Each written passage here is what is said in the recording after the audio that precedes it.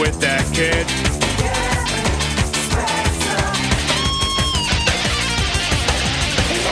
Like you never did. You better not cross his path. He's a chain-smoking alcoholic sociopath.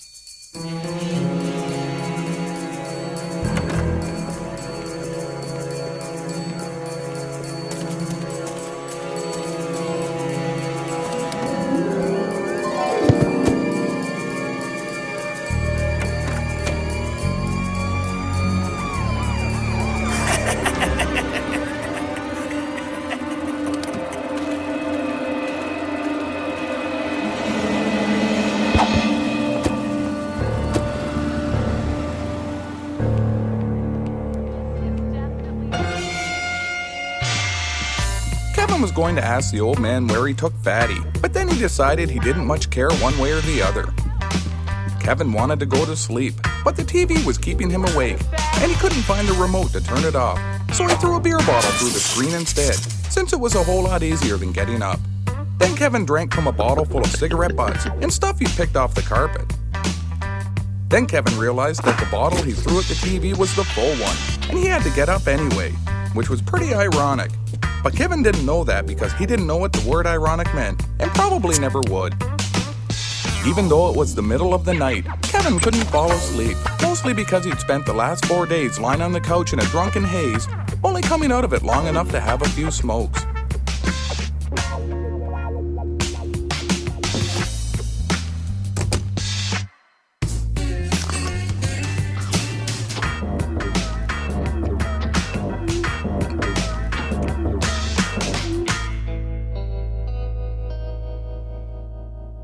Ah, Jesus, my fucking head. Hey, Percy, give me the smoke. Ain't no Percy in here, love. Who the hell are you?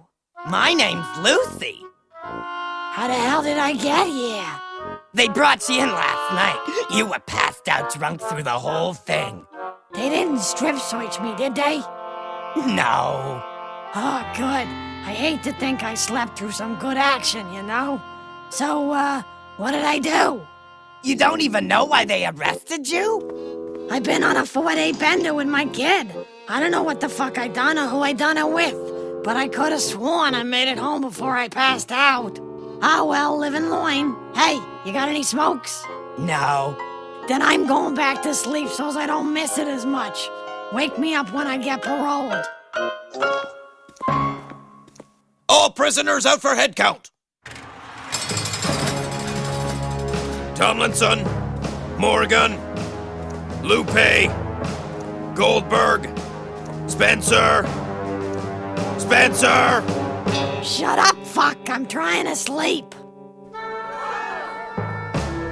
Get your sorry ass out here, convict. Ah, blow me.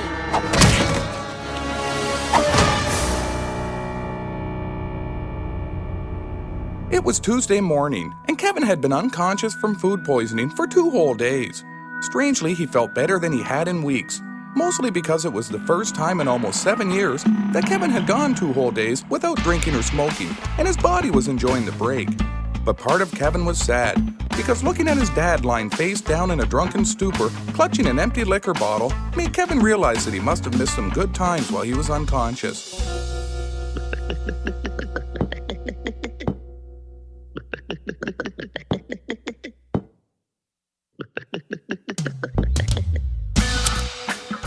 Kevin usually liked to spend his Tuesdays hanging around the arcade, bumming quarters and carving biblical prophecies into the bathroom walls with his homemade shank, but he'd been banned from the arcade for tilting one of the machines with a stolen prosthetic leg.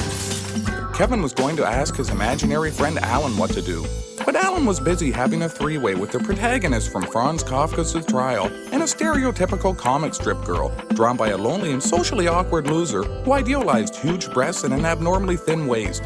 and it didn't look like they were going to be finished anytime soon. Kevin didn't much feel like doing his usual things anyway, so he figured he would break with tradition and go to school, if for no other reason than just to remind himself why he dropped out in the first place. Then Kevin figured he'd help himself to his old man's wallet and glue the unemployed bastard's head to the table.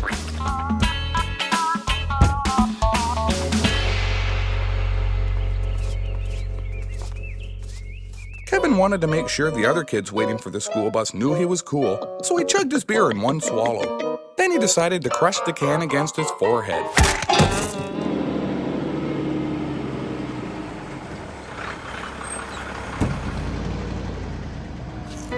By the time Kevin got up, the bus was already driving away, so Kevin figured he'd just steal a car and drive to school.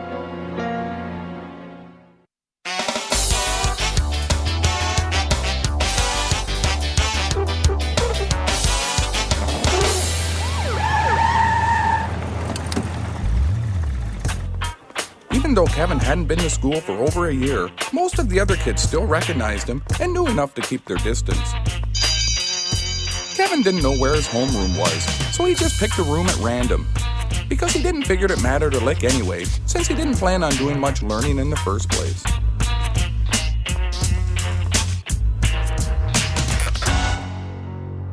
Long time no see, moron. These are grade 10 students. You probably don't recognize any of them because they used to be 2 years behind you in school. You're still in grade 9, next door down on the right.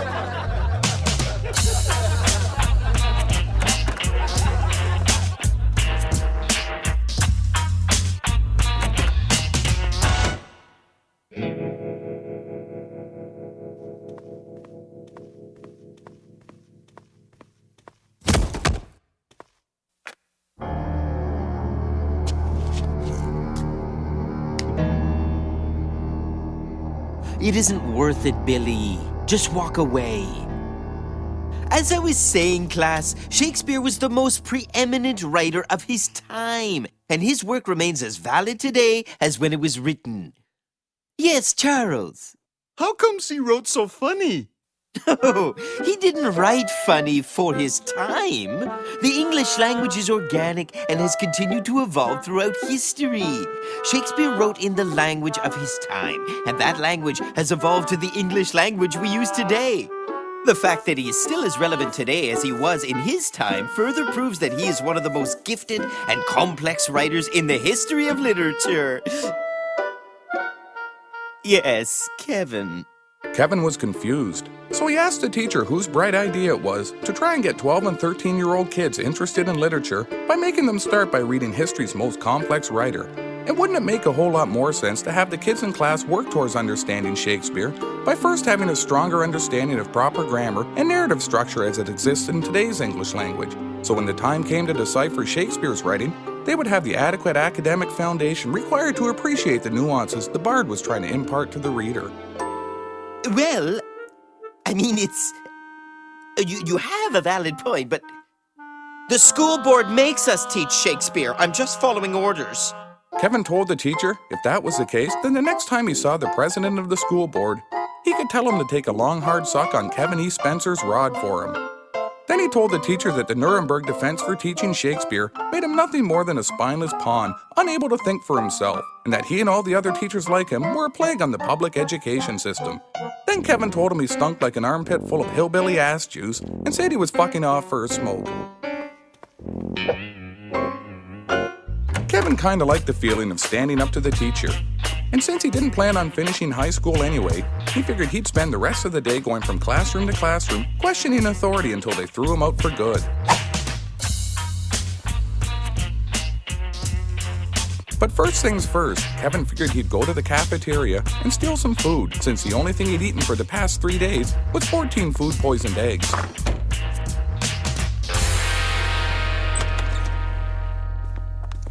Get my client some clothes now. Who the fuck are yous? I'm Miss Atkins, your court-appointed attorney. This is Mr. Higgins, the Crown Prosecutor. Any of you assholes smoke? We don't allow smoking while in solitary confinement. Speaking of which, what exactly did my client do to warrant such barbaric treatment? She gave a little bit too much sass mouth to one of the guards. My client is in solitary confinement because she spoke out of turn to a guard? No, she's in solitary because when the guard told her to stop giving him sass mouth, she hit him in the head with a toilet seat from her cell. I ain't a morning person, so sue me. Listen, I want to meet with my client in private in a proper holding cell in 15 minutes, and she better be properly clothed and fed, or I'll have you, the warden, and the city in court quicker than you can say David Milgaard. Yeah, and what about that cavity search? You conducted a cavity search? We did nothing of the sort. That's the fucking problem. I asked at least 6 times, and them sons of bitches won't go near me. I got rights too, you know. For the last time, neither I nor anyone on my staff has any legal obligation to conduct a cavity search. Ain't them ignoring my basic needs some sort of violation of my constitutional rights? I don't think your desire to have strange men insert their gloved hands into your various orifices constitutes a basic need as defined by the Charter of Human Rights and Freedoms. You's a woman too. Don't you never get that certain kind of itch? We'll discuss that later. I'm just going to go wash up. Bring me some fucking smokes when yous come back. Oh, and hey, what the fuck did I do anyway? You haven't even been told what you've been charged with? Maybe I probably just weren't listening. The charges are break and enter, destruction of public property, public indecency, and grand theft auto. What did I do that was so indecent? According to the police report, you broke into a government welfare office, destroyed some furniture, set the files on fire, broke 3 computers, and defecated on the branch manager's desk. What the hell's that mean? That son of a bitch! The closer Kevin got to the food, the hungrier he became, even though it was mostly just slop and cheap meals made from the stuff left over after they made hot dogs. The line was moving pretty slow, and Kevin thought that he was going to pass out from hunger before it was his turn, so he just took a tray of food from some kid walking past him. Then he took the kid's sunglasses and wallet and told him to go fuck himself. As Kevin made his way to his seat, the cafeteria fell silent.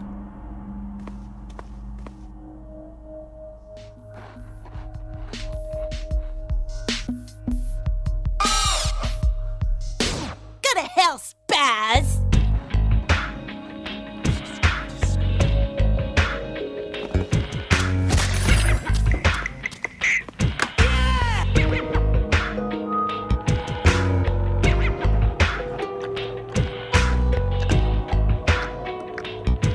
Close your mouth, you pig! Kevin didn't much care for being talked to like that, so he told the kid to shut his pie hole before he took his fork and spread him open quicker than a $5 whore, or his mother, which was pretty much the same thing as far as Kevin was concerned.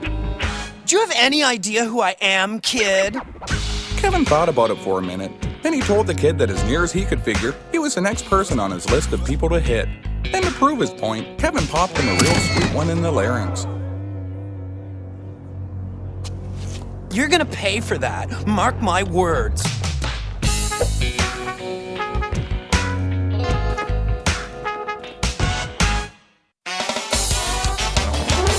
One more time, just to make sure I've got it all straight. It wasn't me! Check my fat bastard of a husband's alibi! Breaking Anna, us, and shitting on the desk! That's his M.O.! Why should I believe you? Check his fucking rap sheet! He was arrested for the same thing 7 times last year! And once at a Dairy Queen! Why a Dairy Queen? Even he don't know what that one was all about! Sometimes he just gets to drinking and takes a notion! Even so, we would have to prove it, and you would have to testify against your husband in court. Are you prepared to do that? Why not? Hell, I testified against him for things he ain't even done! The way I sees it, whatever it takes to get that fat, drunk prick out of my hair and into the joint for a few months is fine by me. I'll have to run some DNA tests on the feces your husband allegedly left behind. That's going to cost you some money. How much?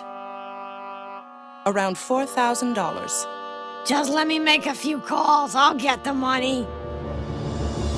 Kevin didn't know it, but he'd taken the food from Billy Milligan. And Billy Milligan's older brother was a senior and the captain of the football team. And he was the biggest and toughest kid in the school and spent all his time in the gym lifting weights and eating steroids in a continuous cycle of validation of false ideals. That's him in the black ball cap. Wait here. Vengeance is mine, saith Billy Milligan.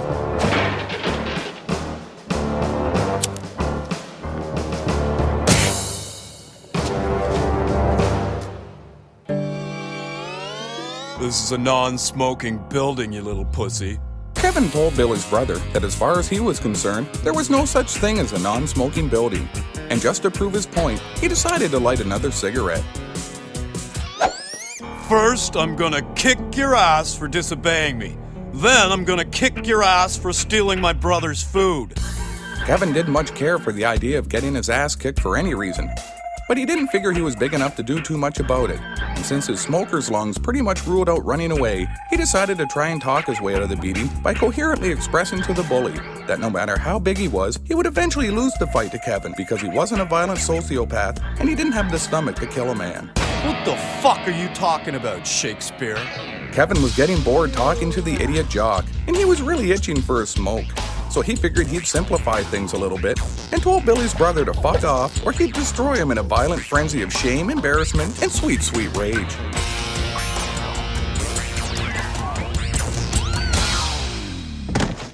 Is there a problem here, boys?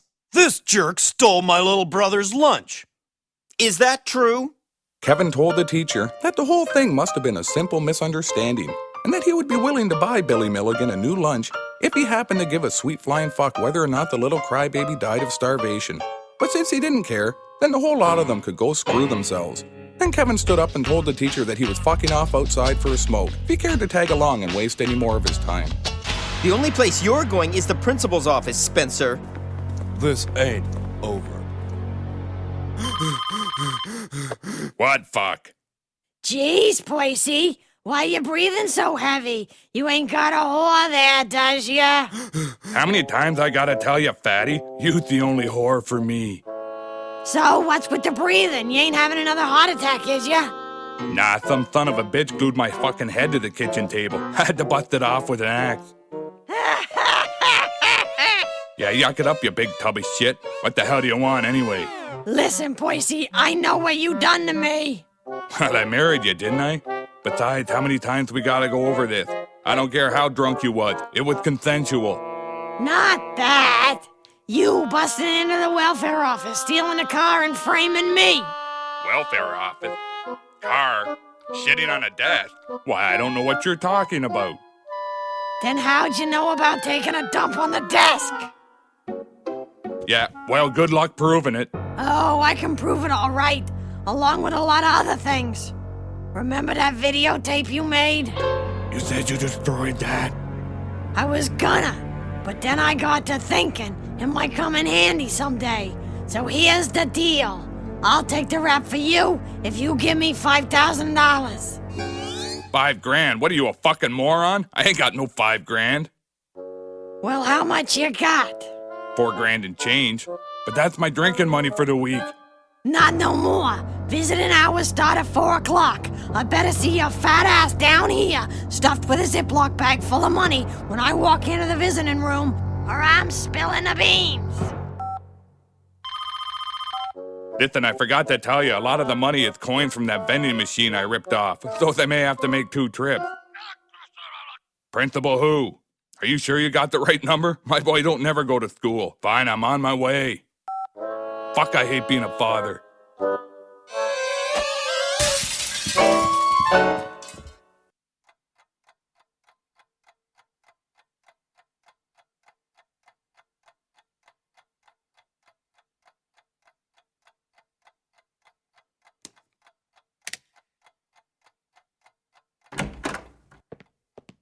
Who the fuck are all you people?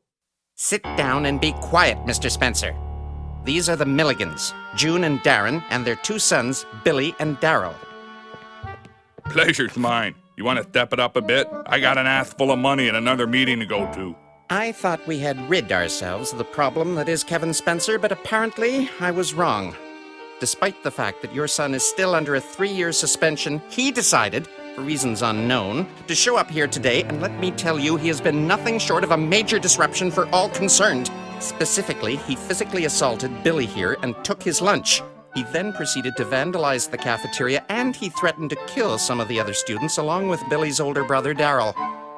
Well, boys will be boys. That's all you've got to say? No, you didn't let me finish. I was also going to tell you to blow me.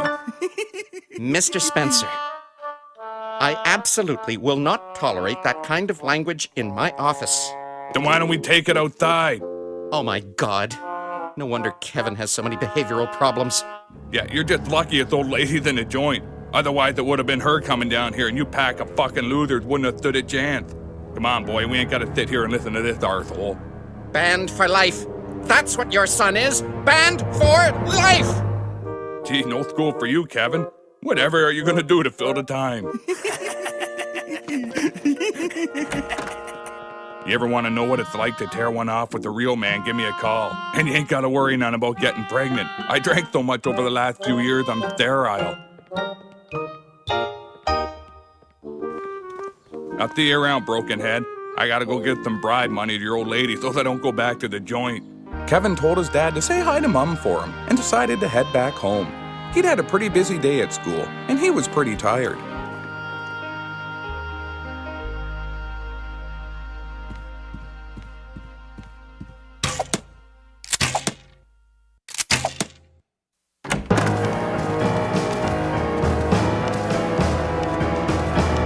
What the Christ is going on? Hey, Percy, did you miss me? This ain't what it looks like. It looks like you're contributing to the delinquency of a minor, violating several conditions of your parole, and engaged in the solicitation of prostitution. Okay, so it is what it looks like. Big fucking deal. Not half as big as you breaking into the welfare office.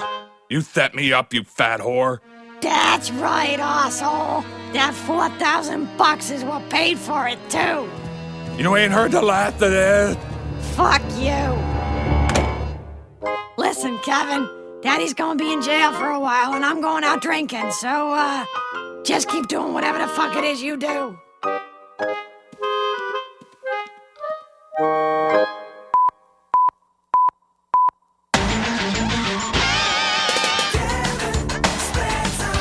Something's wrong with that kid. Is that don't like it never did?